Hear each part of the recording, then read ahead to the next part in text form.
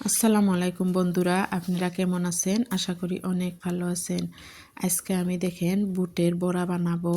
বুটগুলো ভিজে নিছিলাম, এবার ভালোভাবে আমি বেটে নিচ্ছি। দেখেন এই ঠান্ডার দিনে এই বুটের বড়াটা অনেক টেস্ট লাগে, আপনারা বাড়িতে বানিয়ে খাইবেন। দেখেন আমি কিভাবে বানাই, ঘরোয়াভাবে আমি বড়া বানাবো, আপনারা দেখতে পাবেন। দেখেন এখানে মরিচ, রসুন আর পেঁয়াজ এগুলা নিচ্ছি, এগুলাও আমি বেটে নিলাম। এবার আমি একে একে সব মশলাগুলো দিয়ে দিব।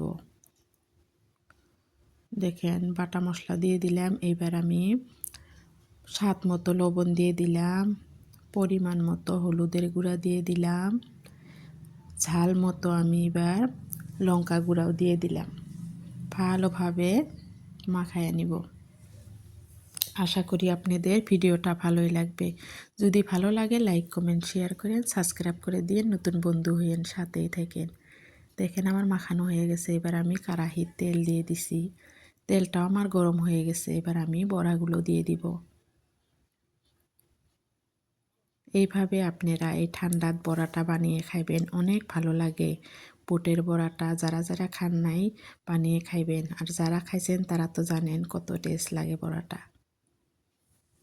এই পিঠ ও পিঠ করে আমি ভালোভাবে ভেজে নিলাম। এবার তুলে নেই। দেখেন কত সুন্দর হয়েছে, দেখতেও যেমন সুন্দর, খেতেও অনেক টেস্ট।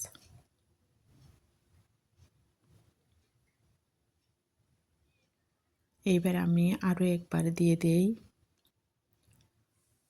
এবার আমি চামচ দিয়ে দিচ্ছি। দেখেন আগের বার আমি হাত দিয়ে দিছিলাম।